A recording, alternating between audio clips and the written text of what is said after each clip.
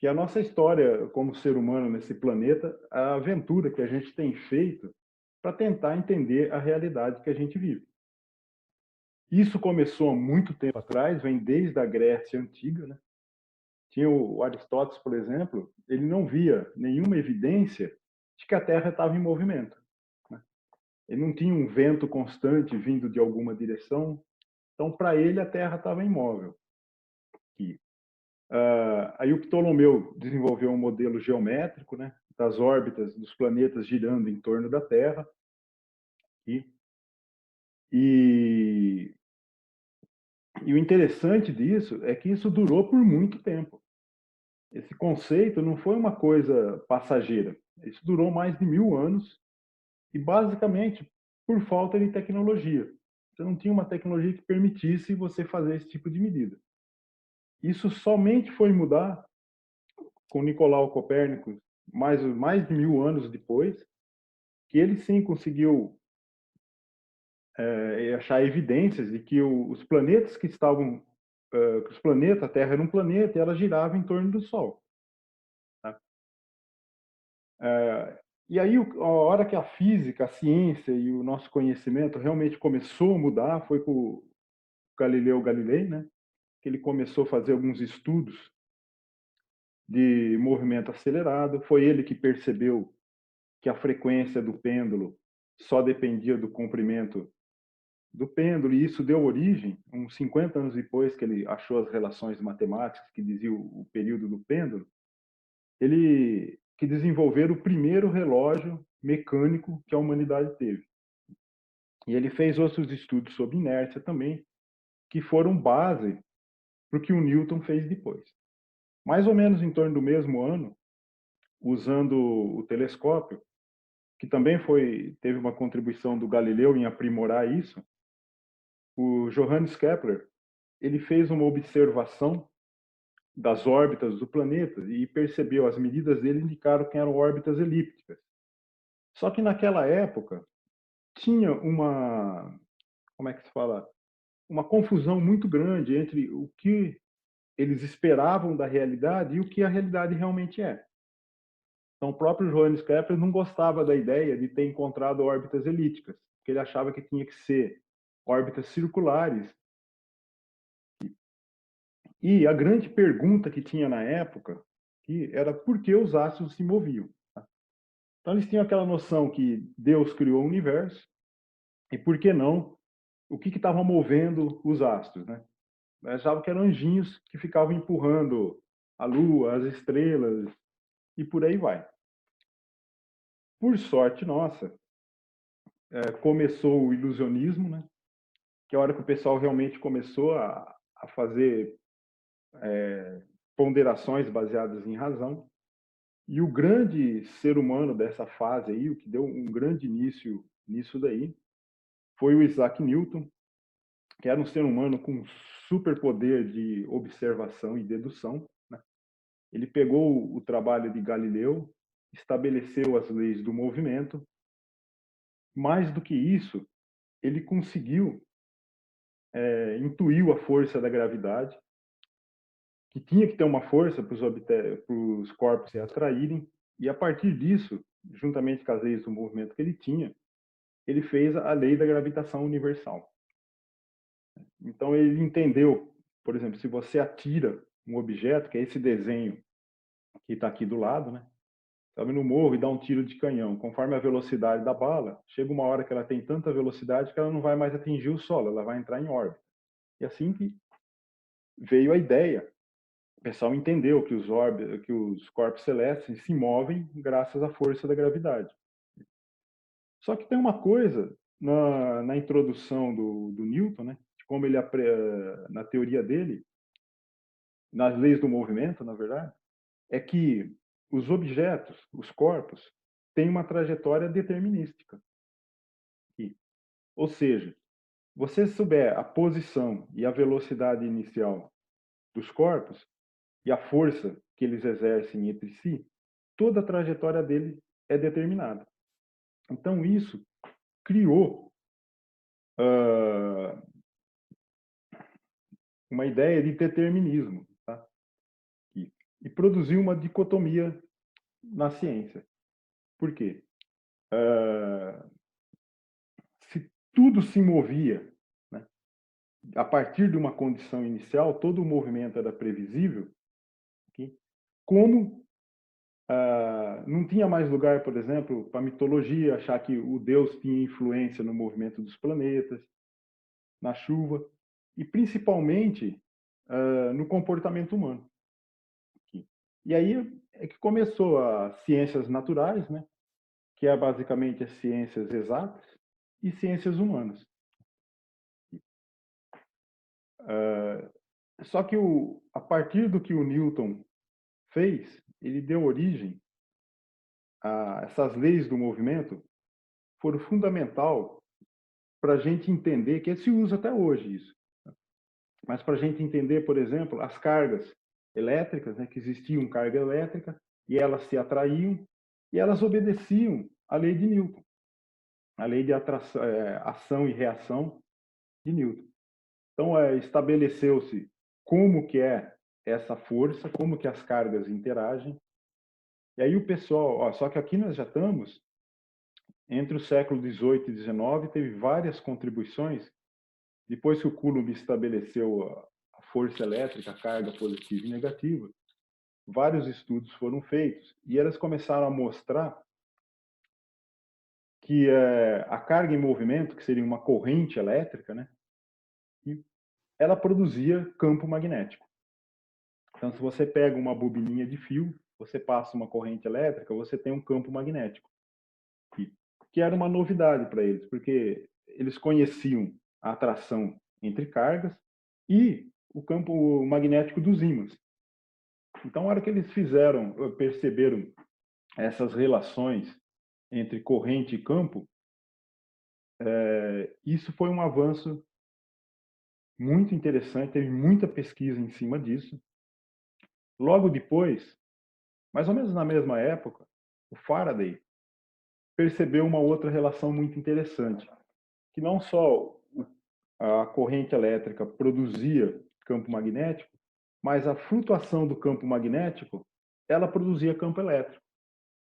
E isso permitiu a noção de indutores, que é o que se usa para se gerar eletricidade. Toda vez que você varia o campo elétrico, o campo magnético dentro de uma bobina, você está produzindo eletricidade. E junto com o eletroímã, veio o que se usa até hoje, que são transformadores elétricos. Você consegue transformar de 110 volts para 5 volts. Então, tudo isso é coisas que vêm do século XIX, final do século XVIII para o XIX. Existiam várias relações matemáticas que descreviam o comportamento do eletroímã, dos indutores. Tal. O Maxwell, ele olhou todas essas equações, ele deu uma contribuiçãozinha, que ele deu uma generalizada na lei de Ampère, né? Ele mostrou que não era só corrente elétrica que produzia campo magnético. O próprio campo elétrico, que se você variar ele no tempo, ele produz campo magnético. Então ele completou as equações do eletromagnetismo, que descrevia o eletromagnetismo, mostrou o que é o campo eletromagnético, o campo elétrico e o campo magnético são uma mesma coisa, são características de uma mesma força da natureza. E essas equações dele levaram a uma coisa que foi fundamental para o desenvolvimento da nossa tecnologia, que foi uma equação que mostrava que a luz era uma radiação eletromagnética. Ou seja, ele chegou numa equação que descrevia que os campos elétricos e magnéticos, eles se propagam no espaço. Quando você tem uma carga que você acelera ela, você produz um campo eletromagnético que se propaga, que é um sinal basicamente que a gente tem, sinal de rádio, sinal de telecomunicação, é tudo uma onda eletromagnética, assim como a luz que a gente vê.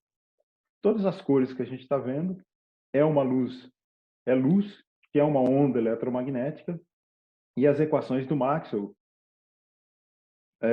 chegou num valor teórico da velocidade da luz, que eu acho que comprovou alguns indícios, alguns experimentos que eles tinham medindo essa velocidade. E a partir desse momento que eles entenderam que a luz era uma radiação eletromagnética, mas mais do que isso, a teoria do eletromagnetismo, junto com as equações do movimento de Newton, deu para a humanidade, pela primeira vez, uma noção, a crença de que eles tinham entendido tudo que existia na natureza. Que eles eram capazes de explicar basicamente tudo. E aí aconteceu uma coisa interessante. Existia um experimento que eles tinham dificuldade de explicar, não sabiam direito como explicar, mas requeriam uma medida um tanto sofisticada. E talvez não tivesse sido feita na época que foi, mas com a tecnologia que já existia na época, foi uma época das grandes invenções, né? Um dos maiores inventores da humanidade foi o Thomas Edison, que ele foi o criador da lâmpada elétrica.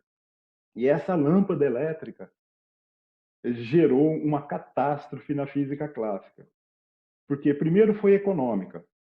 Toda a economia mundial, imagina, todo mundo tinha luz a partir do fogo até então. Toda casa tinha lamparina, as cidades eram iluminadas com lamparina a óleo. E com a lâmpada elétrica tudo mudou. Com o conhecimento das leis do eletromagnetismo permitiu a gente criar geradores, linhas de transmissão para levar a eletricidade até nas cidades, iluminação elétrica. Só que, para a física, isso foi uma coisa que forçou toda a ciência a tentar explicar o que a física da época não explicava. Era a cor dessa lâmpada, a cor do filamento com a temperatura. Então, eles fizeram medidas,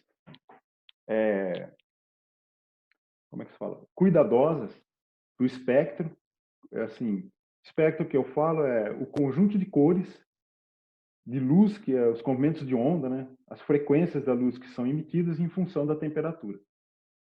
Uma vez tendo esse espectro, que qualquer teoria da física clássica da época dizia que tinha que ter muito mais azul do que tinha nessa luz.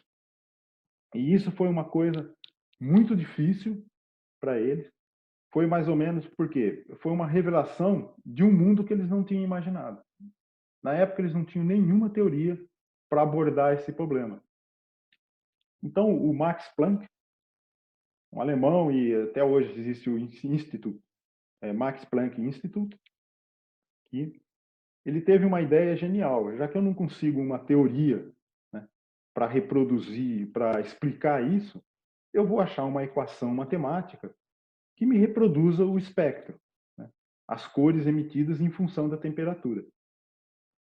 E ele teve muito sucesso nisso. Ele bolou uma equação matemática que tinha alguns parâmetros que ele ajustava lá. E o interessante disso é que um desses parâmetros que ele ajustou, que ele imaginava que ia ir para zero, não foi. Então saiu a constante de Planck, que é esse número muito pequenininho, e essa é a primeira evidência que a gente tem na história de fenômenos quânticos. Tudo que a gente tem de física quântica hoje em dia é ponderada por esse número que está aqui. Só que isso ficou assim. O que isso quer dizer? O que esse número representa? O que está por trás disso? Isso só foi esclarecido, né, a hora que se tentou explicar o efeito fotoelétrico. Efeito fotoelétrico é mais ou menos o seguinte, para quem nunca ouviu falar, né? Você joga luz no metal, os elétrons são ejetados desse metal, e a energia que os elétrons saem daqui é proporcional à frequência da luz. E adivinha qual foi a constante de proporcionalidade entre a energia e a frequência da luz? Foi exatamente a constante de Planck. E isso gerou, como é que se fala? Foi onde apareceu pela primeira vez o termo quantum, né? Foi o Einstein que trouxe a explicação do efeito fotoelétrico, esse quanta de luz, o que ele estava mostrando? Que a radiação eletromagnética, ela troca energia em quantas. Você tem pacotes de energia que depende da frequência. Então aqui eu pus uma representação um tanto lúdica, né, desse fóton. Imagina isso aqui viajando e conforme ele vai viajando, essa flechinha aqui, que é a fase dele, gira com uma frequência. A frequência com que esse ponteirinho gira é o que dá, multiplicado pela constante de Planck, é o que dá a energia desse fóton. E a distância que ele leva para dar uma volta é o que a gente chama de comprimento de onda. Tá? Então ficou muito claro, isso despertou uma grande curiosidade sobre o que tem na natureza, como que ela é. Isso era só uma pecinha do quebra-cabeça que o pessoal estava começando a montar.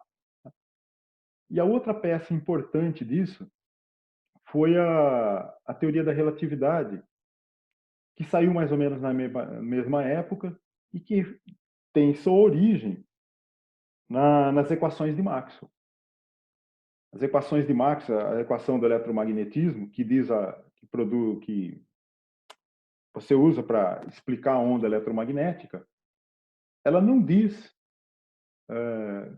que a velocidade da luz depende do meio que ela do referencial que ela está. Então o Einstein postulou, né, que a velocidade da luz era a velocidade máxima que existia, que ela não depende do referencial. Quando eu falo depende do referencial, o que isso quer dizer é o seguinte, ó.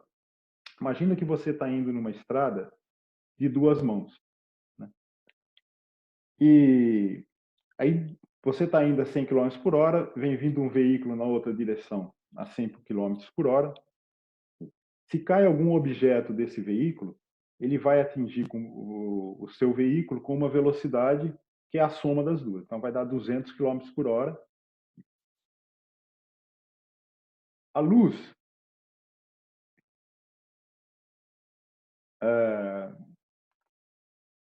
bom, estou vendo que tem um monte de gente levantando a mão aqui, mas depois eu respondo qualquer coisa, tá?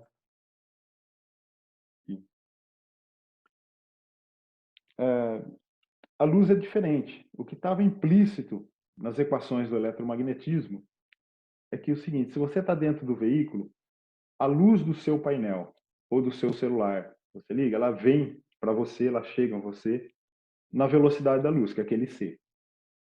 O veículo que vem à sua frente, né, ele acende o farol, a velocidade que a luz dele chega até você não é a velocidade da luz mais 200 km por hora, é a velocidade da luz do mesmo jeito. Então, como que você transforma, faz a transformação de espaço-tempo de um referencial para o outro? Então, se encontrou como que é essa transformação, como é que você transforma de um para o outro, aí que vem aquelas coisas que todo mundo já ouviu falar, dilatação do tempo, contração do espaço, tal. Mas uma coisa muito importante que essa transformação mostrou é que, além de conservar a velocidade da luz, tinha mais algumas coisas que eram invariantes de um sistema para o outro. E uma delas é o que apareceu como energia de repouso da massa, que é a famosa expressão energia igual a massa vezes o seu quadrado. Isso foi proposto em 1905, só foi confirmado experimentalmente na vésperas da Segunda Guerra Mundial, em 1938, pela fissão do urânio, que é aí que se percebeu que os núcleos, quando você altera o número de nêutrons e prótons que você tem no núcleo, a massa também muda. E essa diferença de massa é a energia nuclear, que segue exatamente essa expressão que está aqui. Mas isso não é muito relevante para o que eu quero apresentar hoje, né? Mas essa parte aqui, ó, desse postulado que o Einstein fez da velocidade da luz, é o que foi uma grande dor de cabeça para ele quando a gente entrou na física quântica. E o passo seguinte que aconteceu na nossa história, depois do efeito fotoelétrico, em rumo à física quântica, foi que o pessoal não tinha um modelo do átomo na época. E eles estavam batendo a cabeça para tentar entender o que tinha dentro do átomo. O Rutherford, ele fez o experimento de bombardear uma folha de ouro com partículas carregadas e percebeu que toda a massa positiva, a carga positiva, estava concentrada numa região muito pequena. Por quê? Porque a maioria das partículas passavam direto pela folha. Algumas só sofriam um desvio muito grande que indicava que você tinha uma massa, toda a massa do átomo estava numa região muito bem definida e era muito pequena em relação ao volume que o átomo ocupava. Então, essa foi o ponto inicial do Bohr para tentar explicar o espectro emitido pelos átomos. Quando eu digo espectro, pus um desenho aqui de um prisma, que é o seguinte: você joga luz branca nesse prisma, cada luz tem uma frequência e ela se propaga com velocidade diferente e sai em ângulos diferentes. Então você consegue decompor a luz. A luz branca gera esse espectro colorido que está aqui, que é as cores que a gente vê no arco-íris praticamente. Mas o gás ionizado, por exemplo, o gás de hidrogênio, que é a lâmpada fluorescente, é basicamente isso. Você passa uma corrente num gás e a luz emitida vem das transições eletrônicas dentro do átomo, que eles não sabiam disso ainda, mas no caso do átomo de hidrogênio saíam umas linhas bem características. Então, a luz emitida era composta de frequências específicas.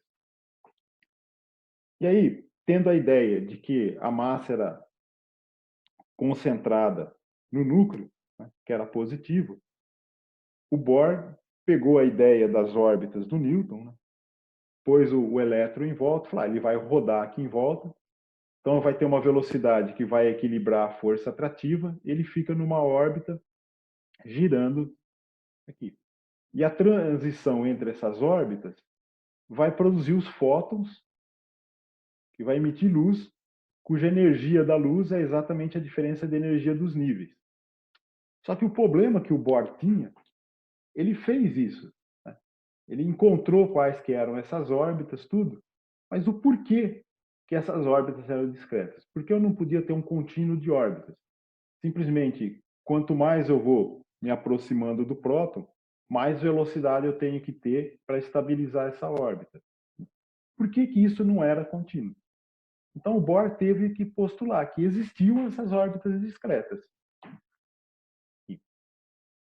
Uh, na solução que ele encontrou, nas órbitas que ele encontrou, estava implícita a ideia fundamental, que foi realmente a origem da mecânica quântica, né, que é a propriedade ondulatória do elétron.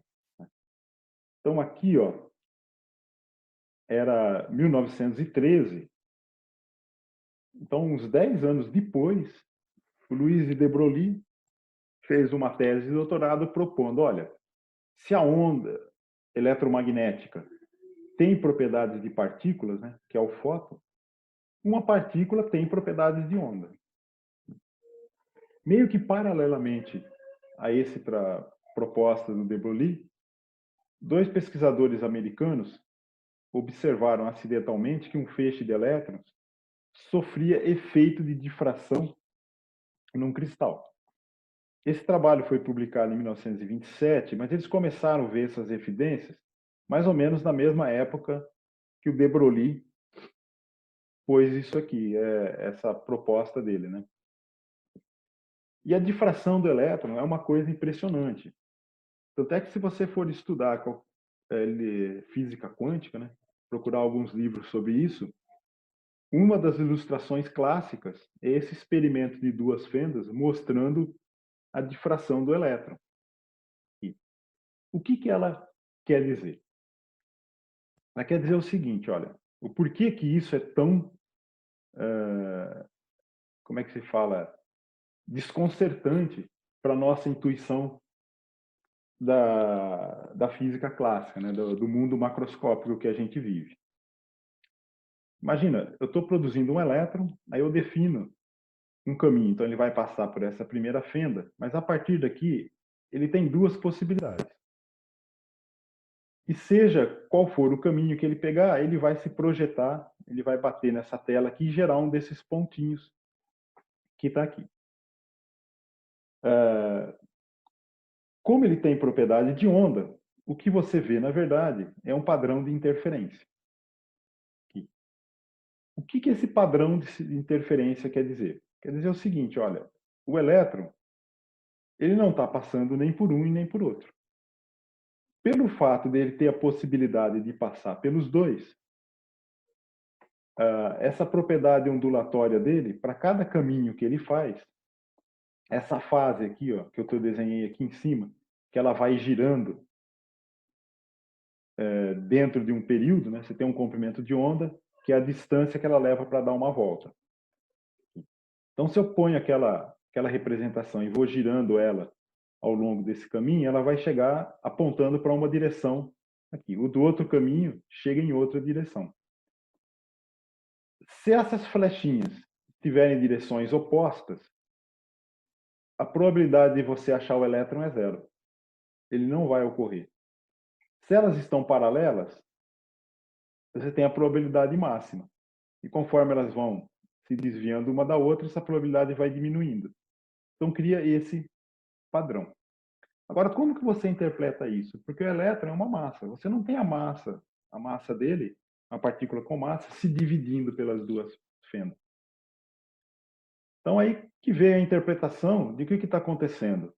Olha, o elétron está vendo a probabilidade dele, os caminhos possíveis.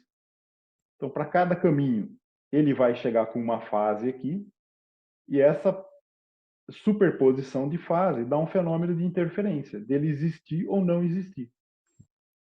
E a grande pergunta que fica, essa é uma propriedade experimental, você mede, hoje em dia se usa isso para se estudar os materiais, na verdade.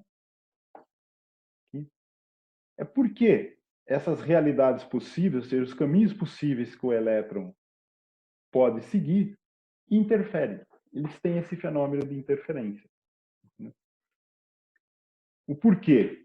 Não sabemos, mas o que sabemos é que, se não fosse isso, o átomo colapsava nele mesmo. Então, no modelo de Bohr, o porquê que ele inspirou esse modelo ondulatório? Levou ao pessoal desconfiar que o elétron tinha uma onda associada a ele.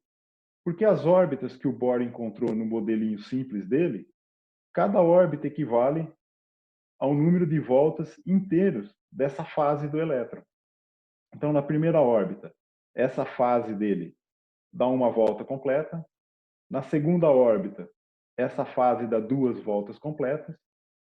E foi isso que levou, além da evidência experimental da difração do elétron, tentar entender que a matéria, mesmo as partículas com matéria, tem uma onda associada a ela, mas é uma onda de probabilidade.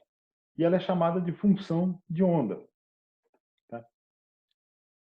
E mais ou menos na mesma época disso, o Schrödinger, ele pegou todas as informações da época, todas as propriedades do fóton e de energia, de frequência e de onda, misturou tudo isso e saiu com a equação de Schrödinger, que é um dos pilares da física quântica.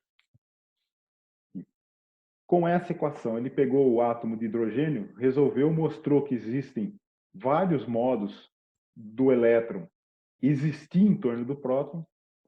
Nenhum deles, se não fosse esse negócio da interferência, dele ter que satisfazer essa condição de interferência, ele ia cair no próton.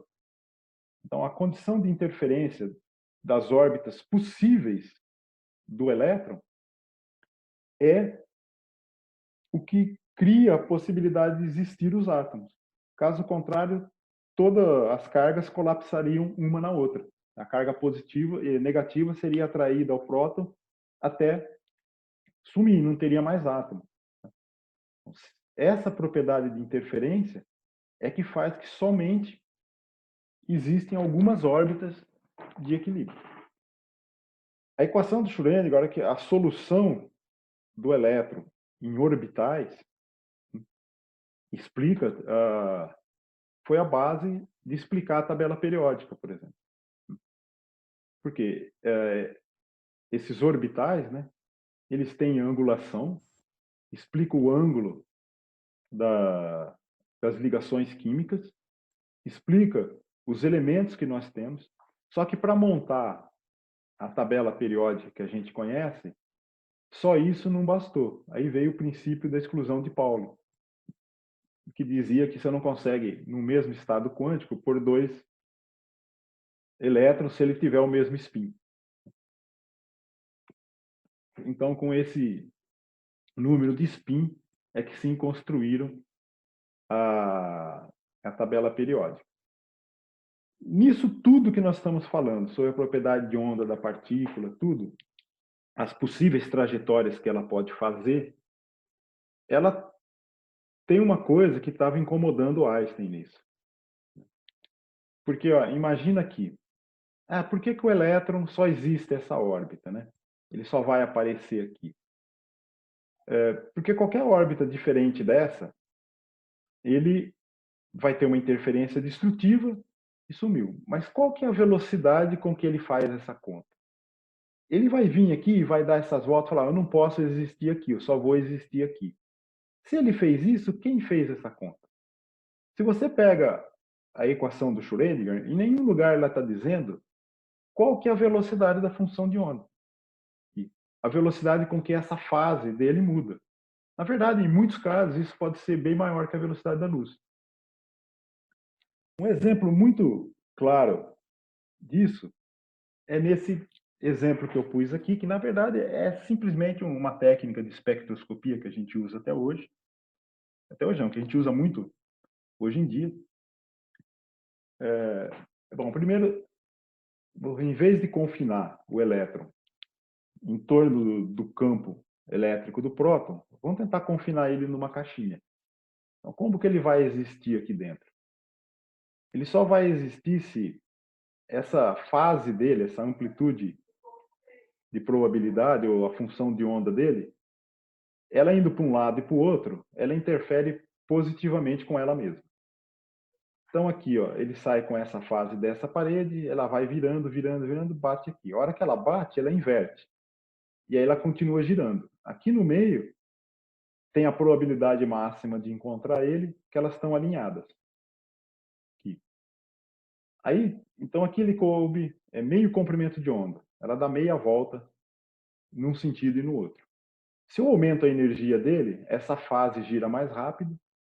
E a única outro modo do elétron existir aqui dentro é se ele tiver, se aqui dentro couber um comprimento de onda. Ou seja, essa fase, em vez dela dar meia volta para cada lado, ela dá uma volta inteira para cada lado. Só que agora, aqui no meio, ela interfere destrutivamente. Elas estão fases opostas, ou seja, o elétron nunca vai estar aqui. Então, nessa de baixo, para essa energia, ele tem grande probabilidade de estar no meio da caixinha. Para essa outra energia, ele tem grande probabilidade de estar em 1/4 e 3/4 da caixinha, mas não no meio. Aí, se eu bolo o seguinte experimento, eu coloco um átomo aqui embaixo da caixinha, bem no meio, aqui, jogo um fóton, cuja energia dele vai produzir um fotoelétron, que é o elétron ejetado pelo átomo, né, com exata energia desse primeiro nível de energia que está aqui, de baixo. Essa transição vai ocorrer, ele pode vir aqui. Por quê? Porque nessa posição aqui no meio da caixa é onde ele tem a maior probabilidade de estar. Agora, se eu jogo com uma energia que ele vai sair com a energia desse segundo nível aqui, ó, essa transição não vai ocorrer. Por quê? Porque aqui, essa fase dele indo para um lado ou para o outro, a hora que ela voltar aqui no meio, ela vai interferir destrutivamente. Então, ele não vai. E aí a pergunta que vem é a seguinte: ué, mas se ele não foi lá, como é que ele sabe que eu tenho essa situação lá? Então, antes dele fazer essa transição, ele sabe a realidade que espera ele. E isso implica um cálculo que, de algum modo, é feito mais rápido do que a luz. E isso criou um dos grandes debates da nossa história recente, né, da física moderna, do Einstein e do Niels Bohr, a respeito da interpretação da física quântica. E para mim explicar isso para vocês, eu vou tentar fazer de um jeito bem lúdico, que eu fiz o seguinte, olha, um estado de superposição quântica, estou representando por esse pacotinho, é simplesmente uma propriedade dessas partículas que não interagiu com nada. A física quântica me dá, por exemplo, você pode imaginar que é a velocidade da partícula, a posição dela, que não foi medido. Se ela não foi medido, ela é apenas uma realidade possível. Ela só vai mostrar a sua propriedade ali quando eu fizer uma medida. E dependendo do instrumento de medição que eu faço, vai alterar o meu resultado. Então, nesse exemplo aqui, o que eu vou usar é o seguinte, eu representei com uma faquinha um instrumento de medida que a hora que eu medir esse estado quântico aqui, o resultado que eu vou ter é uma banana ou uma goiaba. Se eu medir com uma colher, eu vou ter uma bananada ou uma goiabada. Tá? Então, para cada instrumento de medida, eu tenho duas opções de resultado diferentes. Isso também é o famoso gato de Schrödinger, né? Que é uma versão nossa do gato de Schrödinger, que é o seguinte, eu tenho um estado de superposição quântica que eu não sei se eu tenho, por exemplo, uma banana e uma goiaba lá dentro. A hora que eu for medir, ele vai ser uma ou outra. Aí fala assim, mas espera aí, eu tenho uma banana, que realidade que eu vivo? Eu tenho uma banana ou uma goiaba, eu simplesmente não sei o que que é, ou as duas existem lá dentro. A resposta pela interpretação de Copenhague, que é a interpretação que fizeram da mecânica quântica, e que foi oficialmente usada, e é a que dá certo, né? Que é o seguinte, realmente, você não tem uma ou outra, você tem as duas coexistindo. E ela só vai revelar quem ela é a hora que ela interagir com a realidade que já existe, com algum instrumento, com algum objeto que existe na nossa realidade, que vai fazer ela trocar energia ou vai fazer algum efeito que ela vai ter que se manifestar. Tá? É, bom, depois dessa representação que eu vou usar, aí que estava o paradoxo do Einstein, Podolsky e Rosen, em 1935, tentando mostrar que tinha alguma coisa errada na mecânica quântica. Ele achava que essa formulação da mecânica quântica, ela tinha uma variável escondida que não estava aparente ali, mas que lá dentro dessa superposição já tinha a resposta de que se era uma banana ou uma goiaba. Então ele bolou o seguinte experimento, experimento imaginário dele, né? E tem um evento atômico e saem duas partículas, uma para cada lado, e elas são conectadas por propriedades quânticas.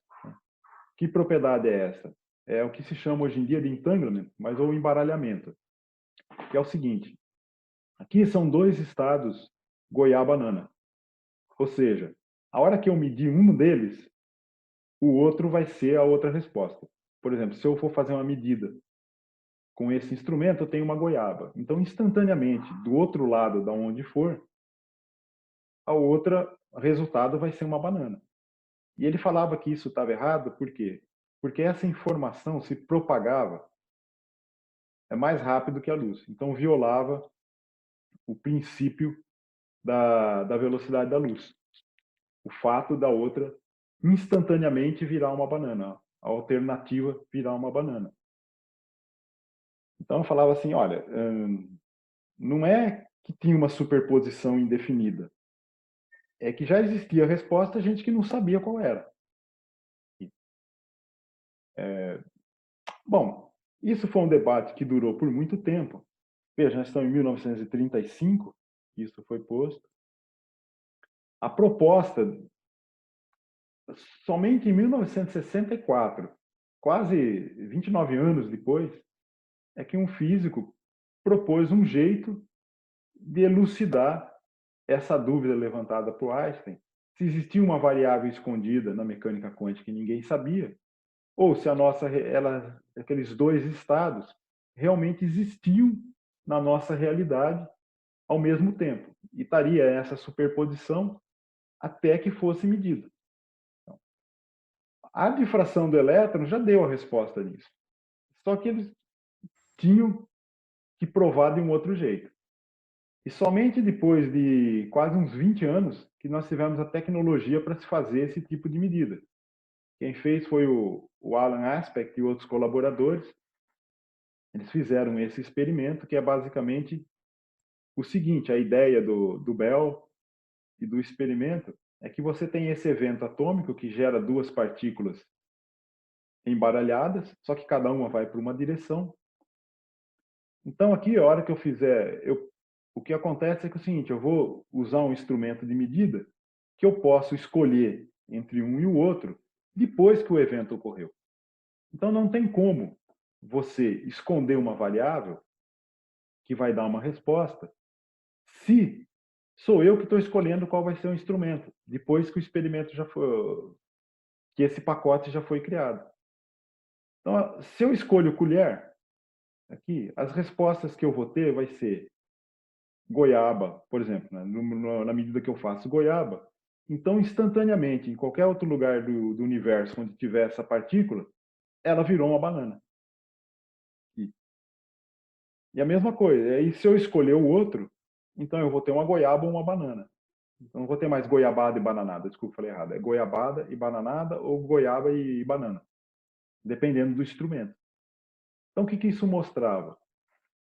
Ela mostra que realmente a realidade a nível quântico, ela existe numa superposição, que são realidades possíveis, que enquanto ela não interagir com uma realidade já consolidada, ou seja, com partículas que já existem, fizer uma troca de energia com elas ou alguma coisa, você não tem a resposta. Você está coexistindo entre realidade que já existe e uma realidade ainda indefinida, tá? O que eu estou querendo dizer, ó, então, coerência quântica. Essa coerência quântica é temporal. Tá? Então, se eu estou produzindo esses dois estados, a coerência entre se eu medir um vai afetar o outro, isso tem que existir no tempo, isso vai se propagar até chegar num experimentador que ele vai escolher com qual instrumento ele vai fazer a medida. A hora que ele faz isso, ele vai alterar a realidade. Tá? Porque se eu escolher faca, a minha realidade vai ser banana ou goiaba. Se eu escolher colher, vai ser goiabada ou bananada. Então a realidade ela é indefinida e não determinística.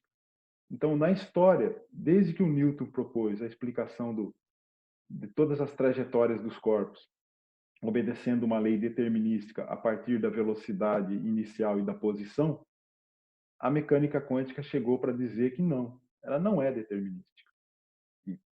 Ela não está definida. E ela pode se definir dependendo de como eu interajo com ela. Só que para se observar esses fenômenos, por que eles são difíceis?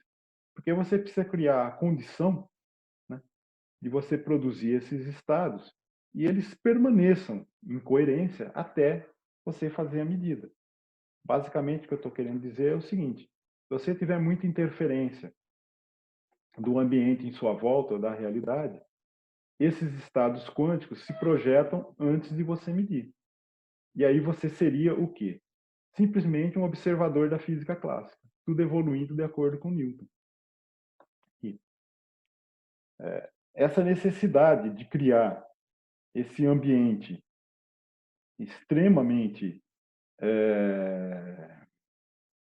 ou seja, coerente, né, capaz desses estados manterem sua coerência quântica, essas superposições, é o que explica, por exemplo, o aspecto dos computadores que o pessoal está tentando fazer baseado em efeitos quânticos. Então, vou fazer um parênteses no que eu quero falar, para falar um pouquinho disso aqui, já que a gente está aqui, né? Então, o que é a computação quântica? Que é coisa aqui do século XXI. Começou um pouquinho antes, mas agora que está tomando forma isso, que é o seguinte: na computação clássica, você tem o bit, que ele tem um valor 0 ou 1. Na computação quântica, se você constrói um estado que pode estar numa superposição de estados quânticos, além da sua resposta, aqui no caso, na minha representação, ser uma goiaba ou uma banana, você tem esses coeficientes aqui na frente dele, que diz com qual probabilidade você vai ter esse resultado. Então, isso aqui é uma quantidade de informação que você pode codificar a mais nos seus algoritmos quânticos, né? Isso te dá certas perspectivas de você fazer algum tipo de conta muito mais rápido do que você fazia classicamente, devido à quantidade de informação que você pode pôr nesses qubits. Tá? Então, aplicações possíveis disso: otimização de rotas aéreas do mundo inteiro, de todos os aviões, praticamente instantânea, tráfego em grandes cidades. Uma coisa que ela é muito hábil para se fazer seria reconhecimento facial. Basicamente, você poderia reconhecer qualquer pessoa no mundo instantaneamente, se ela passar em frente de uma câmera, lógico, né? Saber onde está, ou do próprio celular da pessoa. Mas isso tem um outro aspecto interessante, que é estrategicamente preocupante para os governos na atualidade, é o fato de criptografia e decriptografia. Ou seja, usando isso aqui, você pode fazer uma criptografia inquebrável e, ao mesmo tempo, usando mecânica quântica, você tem algoritmos que te permitem, a princípio, fazer a decriptografia instantaneamente de qualquer código que não é criptografia quântica. Isso está impactando muito a nova tecnologia de comunicação, que é a 5G. Porque no momento que o pessoal começar a construir computadores quânticos, você vai ter a tecnologia para quebrar qualquer código de comunicação, de criptografia de comunicação. Quem está investindo em computação quântica? Você faz uma pesquisa rápida na internet, você vai ver que o Google tem um computadorzinho quântico lá, de algumas, acho que é 22 qubits, que é esse modelo que está aqui. A IBM também está fazendo o Q, que é um computadorzinho quântico. Todos eles têm uma estrutura nada compacta. Eles são bem volumosos, tudo tentando minimizar o quê? Contato e manter a região que você tem esses qubits em temperaturas criogênicas. Por que fazer isso? Para isso aqui, ó, eliminar a interferência da realidade, do environment, né, para manter a coerência desses estados quânticos, fazerem com que eles se manifestem, interajam, façam conta entre eles e só me dê a resposta a hora que eu quiser.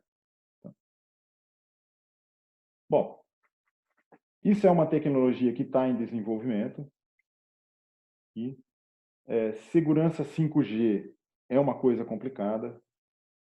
Isso talvez seja o pano de fundo do conflito entre Estados Unidos e China. Tá?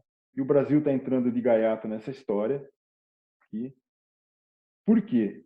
Escutei falar que o seguinte: a China tem uma tecnologia 5G avançada, todos os países da Europa estão indo para essa tecnologia chinesa, a americana está ultrapassada e ele está querendo achar parceiros para comprar essa tecnologia ultrapassada dele. E é isso que está em interesse dos Estados Unidos no Brasil atualmente. Espero que o Brasil saiba escolher uma boa opção para ele e nessa tecnologia que está vindo aí. Bom, a gente falou, fiz uma descrição breve de física quântica. Né? Aqui. Eu vou falar, então, um pouquinho o que eu estou vendo de relação com a neurociência nessa história aqui. Então, o que a gente conhece, que é conhecido da neurociência, né? Em redes neurais?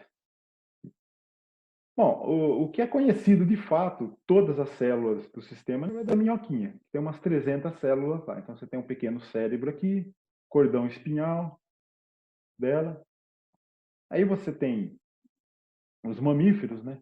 Então, você tem o cérebro humano. Todos os outros animais têm um pequeno cérebro, mas eu estou indo para o humano porque nós estamos nessa categoria dos mamíferos, né? Os humanos estão nessa categoria. Então, você tem o cérebro humano com um tamanho relativamente grande, Mas olha a quantidade de células que tem, 86 bilhões de células. Aí você tem um elefante que tem muito mais, tá? E os outros estão em... Você tem o golfinho, está em um valor intermediário, e os outros animais, os outros mamíferos, menor que o humano. O que se conhece disso, né?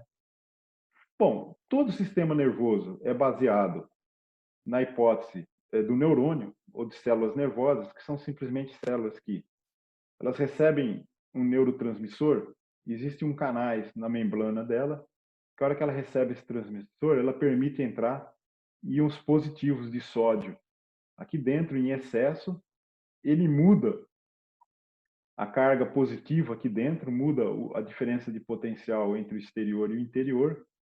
Isso depolariza esses canais que tem na membrana e faz entrar mais sódio. Só que a hora que se chega a uma quantidade, uma carga positiva muito grande, inverte a polarização da membrana e joga ele para fora. Mas isso cria um pulso elétrico, que é uma quantidade em excesso de sódio que se propaga pela célula nervosa, pelo axon do neurônio, né? E a hora que ele chega na extremidade, esse excesso de sódio solta neurotransmissores, que se conecta com outros neurônios e fazendo esse pulso se propagar pela rede neural, que é um conjunto de, de células nervosas, né, de neurônios. Então aqui tem um exemplo de um pulso, né, como é que é esse pulso, ele varia em torno, tem uma amplitude de uns 100 milivolts, então se propaga, é 1 milissegundo, mais ou menos, dura a passagem de um desse pulso.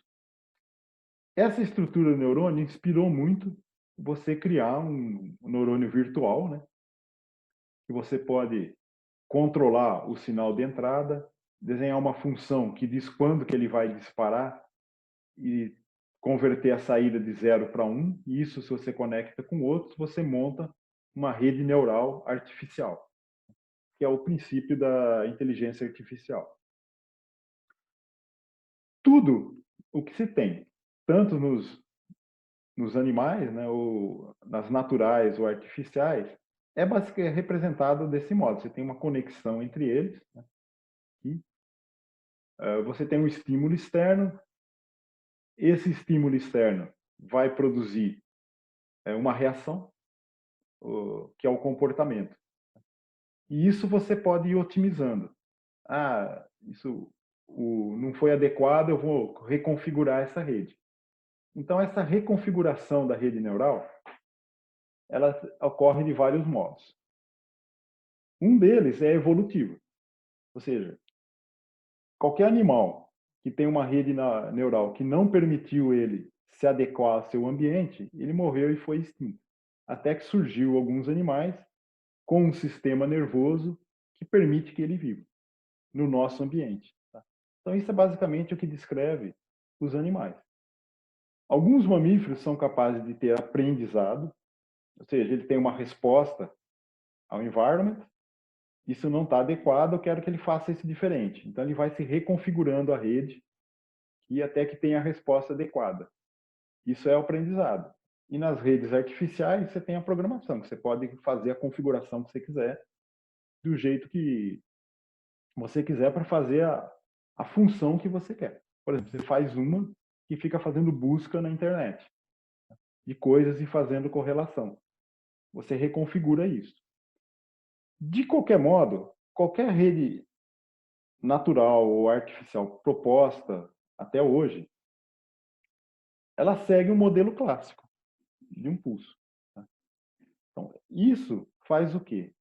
Que você sempre tenha reação, você pode desenhar qual que vai ser a reação, o comportamento, a partir do impulso. Se você deixar ela parada, ela não vai fazer nada. Entendeu? Então, como com isso se explica a coisa que é mais chocante, se você olha tudo, é o fato de você estar olhando, você ter consciência disso, que é a inteligência humana. E a única ferramenta que o pessoal tem para tentar entender isso é a conectividade da rede neural. Então, o que o pessoal está estudando? Essas conectividades. Só que isso é um número muito grande, né? Você não consegue fazer uma por uma. Então, o pessoal está usando a tecnologia para se fazer isso. Por exemplo, ressonância magnética. Você consegue ver as variações do fluxo sanguíneo no cérebro e você consegue identificar regiões ativas no cérebro a hora que você está fazendo alguma atividade. Por exemplo, você faz um experimento, reações visuais. Isso é uma memória evolutiva. Você está testando uma memória evolutiva. No caso nosso, a gente tem uma que é muito clara, que é o reconhecimento de faces. Você tem algumas regiões no cérebro que a hora que você vê uma paisagem que tem uma face humana, aquelas regiões disparam. Isso é obviamente uma memória evolutiva que tem a ver com a nossa sobrevivência, capaz de reconhecer, por exemplo, um inimigo escondido. Aqui. A outra coisa que você vê alteração na rede neural é o aprendizado. Cada vez que você aprende uma coisa, você vê alteração nesse padrão de ativação de atividade cerebral. E a outra coisa que é interessante é que o pessoal está começando a identificar traços de personalidade a partir desse padrão. Por exemplo, tem um experimento que foi feito, que eu vi essa apresentação uma vez, que todo mundo foram numa universidade e ofereceram para os alunos o seguinte: olha, quem quer um curso de inglês gratuito, só precisa fazer um teste de ressonância magnética. Aí quem concordou fez o contratinho do curso, fez a ressonância magnética e estava liberado para fazer o curso. O que os pesquisadores queriam comparar com isso? As pessoas que iam até o fim do curso e aquelas que desistiam. E eles conseguiram ver um padrão nisso. Então, todo o nosso comportamento está relacionado com a conectividade da nossa rede, como que ela se configurou ao longo do tempo. Então, o pessoal quer ver não só a atividade, mas como que é a conectividade. Então, através da anatomia, né? Quer dizer, usando técnica de ressonância magnética, você consegue também ter informação da conectividade na anatomia dela, né? Então, aqui no caso é da região central do cérebro, o córtex. E, outro jeito de se estudar isso, de se usar isso daqui, é, por exemplo, fazendo um mapeamento invasivo do cérebro.